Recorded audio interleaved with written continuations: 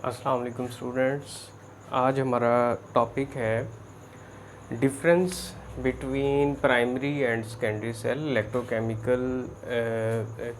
Electrochemistry का जो है ना ये चैप्टर है 10th फर्स्ट ईयर। ठीक है, तो इसको हम देखते हैं। ये सवाल शॉर्ट क्वेश्चंस के लिए और एमसीक्यूज़ के लिए बड़ा इम्पॉर्टेंट है कि प्राइमरी और सेकेंडरी सेल्स में क्या फ़र्क होता है।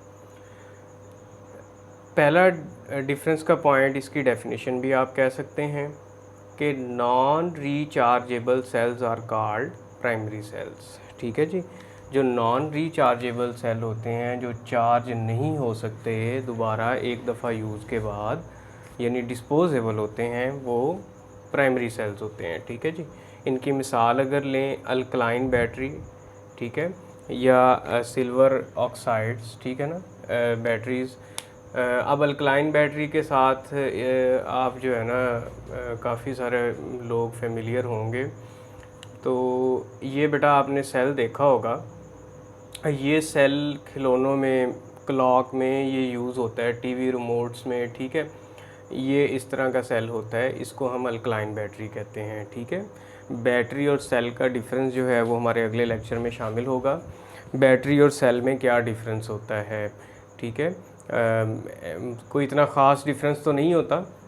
बैटरी जो होती है वो छोटे छोटे सेल्स का मजमुआ होती है, और सेल जो है वो एक सिंगल यूनिट होता है। तो मैंने यहाँ पे बैटरी की एग्ज़ांपल दी है। ठीक है, तो ये हमारे पास क्या है जी, प्राइमरी सेल है।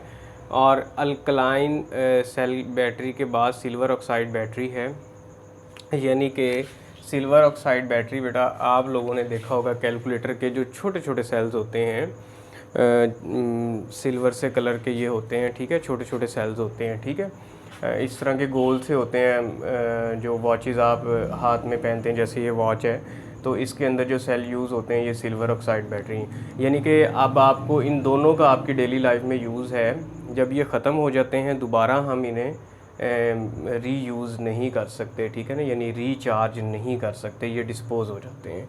अच्छा, उसके बाद है these are called wet cells. अच्छा, पहले हम थोड़ा सा इसके पैरेलल में इसको देख लेते हैं।